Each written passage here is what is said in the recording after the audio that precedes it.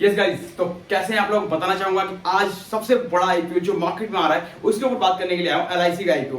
LIC के IPO के regarding ना हर किसी का कंसर्न है कि एलआईसी आईपीओ बाय करें या ना करें, बाय करें तो क्यों करें और कितने टाइम के लिए बाय करें। हर किसी का कंसर्न है, बड़ा कंसर्न है। क्यों? एक बहुत बड़ा आईपीओ आ रहा है मार्केट में, ठीक है। पहली बात तो एंड 2022 में तो बहुत बड़ा आईपीओ है, पहला आईपीओ है, बहुत बड़ा अमाउंट का है। एंड सबसे बड़ी बात, कंपनी ने अभी तक बहुत बड़े बड़े आईपीओ लॉन्च किए बट परफेक्ट नहीं हुआ। जैसे पेटीएम हो गया, पॉलिसी बाजार हो गया, बहुत सारे आईपीओ है मार्केट में बट लेकिन वो परफेक्ट नहीं हुआ। But right now IPO LIC का, जबकि बहुत लंबे टाइम से वेट करने के बाद 2020 से वेट करते करते 2022 आ गया और जब जाके मार्केट ने अनाउंस भी किया कि हम 5% का स्टेक लॉन्च करेंगे, स्टिल कंपनी कह रही है 3.5% का स्टेक लॉन्च करेंगे। सोचो कितना डिफरेंस और कितना देर के बाद आईपीओ मिला है। हर किसी का कंसर्न है कि क्या बाय करना चाहिए या बाय नहीं करना चाहिए, और बाय करें तो कितना बाय करें, ठीक है। हर किसी का कंसर्न है। मैं कहता हूं नॉर्मल कि आप बिजनेस मॉडल देखो, कंपनी का प्रॉफिट देखो, कंपनी की मोनोपोली देखो, डिमांड क्या है, सप्लाई क्या है। मैं हमेशा एक ही फॉर्मूला याद रखता हूं, डिमांड एंड सप्लाई। मार्केट में आपको ये चीज पता है ना, और मार्केट में आपको मोनोपोली पता है किसी चीज की, आपका इन्वेस्टमेंट कभी भी लॉसेबल नहीं होगा, आपको प्रॉफिट ही देके जाएगा। कोई बात नहीं, बात करते हैं एलआईसी आईपीओ के ऊपर। देखो फर्स्ट थिंग, बिडिंग डेट है अपना, bidding date 4 to 9 of May, 4 मई से 9 मई तक आप इसको खरीद सकते हो, बिड कर सकते हो, खरीद नहीं सकते, पैसा अपना डालोगे एंड कंपनी आपको पैसा जो है होल्ड कर रखेगी। एंड उसके बाद प्राइस रेंज जो रहेगा 902 रुपए से 949 रुपए के बीच में रहेगा। बट इसके पीछे एक प्रॉफिट है कंपनी की तरफ से, वो ये है कि जो प्रीमियम मतलब जो पॉलिसी होल्डर शेयर्स हैं, जो पॉलिसी होल्डर है उसको 60 रुपए का डिस्काउंट मिलेगा कंपनी की तरफ से, 60 रुपीज का डिस्काउंट पड़ेगा पर शेयर होल्डिंग पे। एंड उसके बाद जो कंपनी के होल्डर नहीं है, एम्प्लॉइज हैं, एम्प्लॉइज, ठीक है, एम्प्लॉइज एंड अदर्स जिनके पास एलआईसी की पॉलिसी नहीं है, वो उनको मिलेगा 45 रुपीज का डिस्काउंट, ठीक है।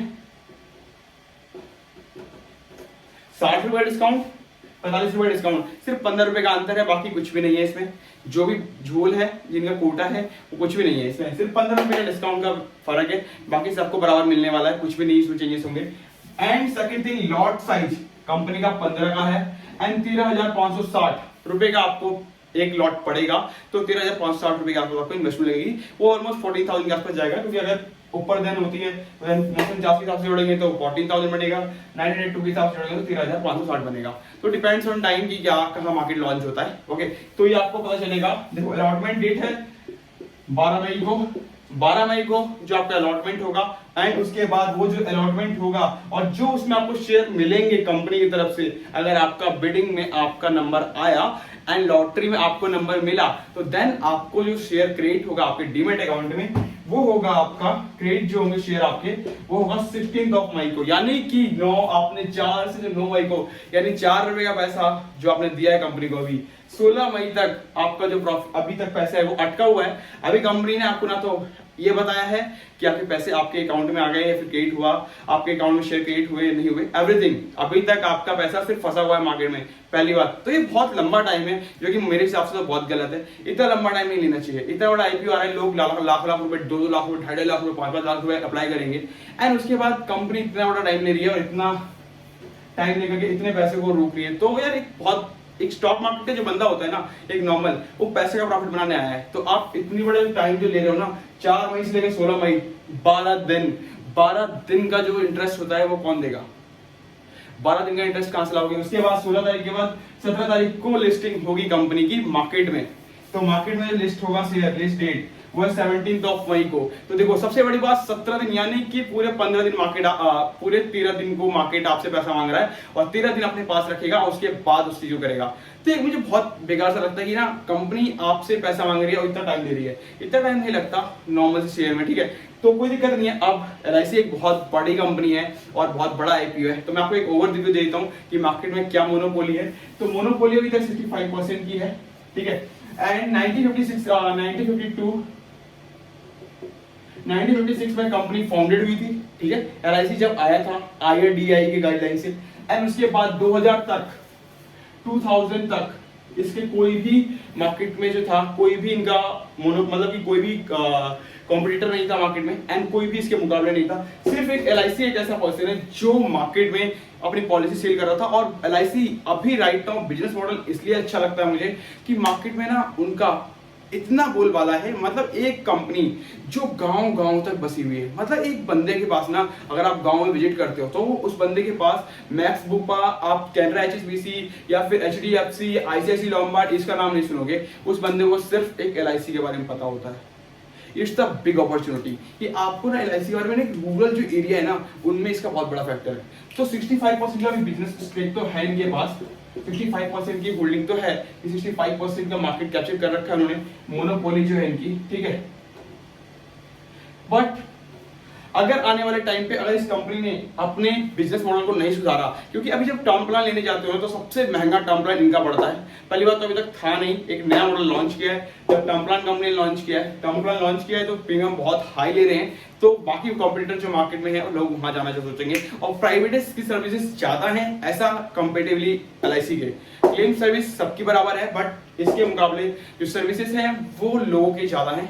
ICICI लॉम्बार्ड ले लो, मैक्स बुपा ले लो, HDFC के ले लो, जो भी आप उठाओगे मार्केट में तो प्राइवेट वाले जो हैं उसके अच्छी सर्विसेज हैं, इसके कम है। बट कोई बात नहीं, आप इस बिजनेस मॉडल को देखिए, क्योंकि यार देखो मार्केट में ना सबसे बड़ी बात होती है कि आप अपना प्रोडक्ट लॉन्च करते हैं तो मार्केट में ना आपके जवान पे पब्लिक के पास क्या पहुंचता है। तो अभी ना LIC हर एक रूरल एरिया, देखो आदमी एक बिजनेस करता है ना तो एक शहर तक तो हम HDFC ICICI जानते हैं, बट जो रूरल एरिया है ना उसको नहीं पता HDFC क्या है, मैक्स बुपा क्या है, और आपका जो ICICI लॉम्बार्ड क्या है, एंड जो बहुत सारी SBI लाइफ इंश्योरेंस क्या है, इनके बारे में उन्हें नहीं पता। बट उन्हें इस LIC के बारे में हमेशा पता है। सबसे बड़ा जो अपॉर्चुनिटी है ना उनके पास ये है कि इनका जो पॉलिसी है ना भाई, इस पॉलिसी के माध्यम से कंपनी सेल कमाती है।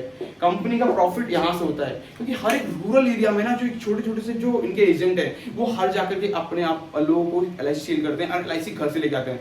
अभी लोग जो है ना ICICI, HDFC, मैक्स बुपा, ये लोग AI मतलब कि अपना जो है ना एक बिल्कुल रोबोट की तरह सेल करते हैं। AI के माध्यम से गूगल पे सर्च करके आप बाय कर सकते हो, चीजें कर सकते हो। बट जो LIC का टाइप जो है ना, इनका सबसे बड़ा मेन फैक्टर है वो ये है कि ये कंपनी एक छोटे छोटे एजेंट क्रिएट कर रखा है उन्होंने, और वो मार्केट में ना रूरल एरिया में, रूरल जो एरिया होती है ना उसमें आप कभी भी ना आप ये एक्सपेक्ट करके नहीं चल सकते कि वो बंदे आपको सर्च करके वेबसाइट पे आएंगे आपके, समझ रहे हो। अभी इतना बड़ा इंडिया डेवलप नहीं हुआ, 165 करोड़ की जनता इतनी डेवलप नहीं हुई कि सारे ना सर्च इंजन पे आके बात करें, ठीक।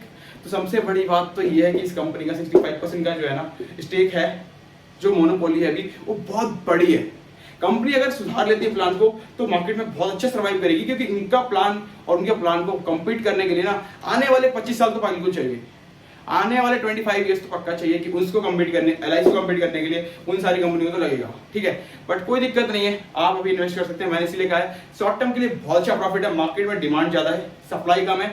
आपको अगर इन्वेस्ट करते हो और इस प्राइस पे अगर आपको मिल जाता है तो ऑलमोस्ट 1800 से 2000 रुपए के आसपास देके जाएगा, ये मेरी कैलकुलेशन कहती है। क्योंकि डिमांड इतना है ना, मार्केट में स्टेक कम है, जब नंबर ऑफ शेयर कम होंगे और मार्केट का प्राइस एक जगह पे होगा और सप्लाई है ही नहीं, नंबर ऑफ शेयर कम हो गए, पब्लिक ज्यादा है, उनको चाहिए खरीदना है, तो मार्केट का प्राइस वापस सर्किट लेगा तो मार्केट ऊपर जाएगा, सिंपल, दैट्स व्हाई। तो कोई दिक्कत नहीं है, अगर आपको समझ में आया हो आप अच्छा से बाय कर सकते हैं। मैं भी एक अच्छा खासा अमाउंट इन्वेस्ट करूंगा, कोई दिक्कत नहीं है, एजुकेशन पर्पस के लिए मैंने बनाया है इसको, तो मैंने आपको बता दिया, आपको अच्छा लगा हो आप इन्वेस्ट करिए एंड अपने आप से फिर भी एनालाइज करिए, उसके बाद इन्वेस्ट करिए। And thank you so much guys, मिलते हैं कल एक नई वीडियो के साथ, एक नए अपडेट के साथ। निफ्टी क्या होगा, निफ्टी कैसा होगा, ट्रेडिंग का क्या रेट रहेगा, एवरीथिंग कल सीखेंगे। Thank you so much guys and love you all. अच्छी लगी वीडियो तो लाइक करना ना भूलें एंड शेयर करिए ज़्यादा ज़्यादा लोगों तक, जैसे कि LIC के IPO के बारे में सबका कंसर्न खत्म हो पाए। And thank you so much, love you all guys. And page को सब्सक्राइब नहीं किया, सब्सक्राइब कर लीजिएगा।